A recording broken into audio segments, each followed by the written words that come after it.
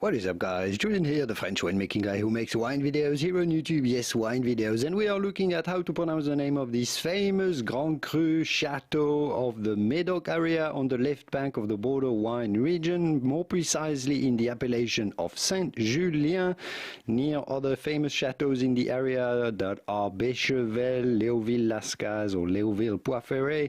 We are looking at how to pronounce with the typical French pronunciation Château Ducru Beaucaillou, one of the best wines made in Saint-Émilion. Saint-Émilion. Did I say Saint-Émilion? No, Saint Julien. Château Ducru Beaucaillou. How do you say it in English or American if you cannot pronounce the French? Well, Château Ducru Beaucaillou. Château Ducru Beaucaillou. But with a typical French pronunciation again, Château Ducru Beaucaillou.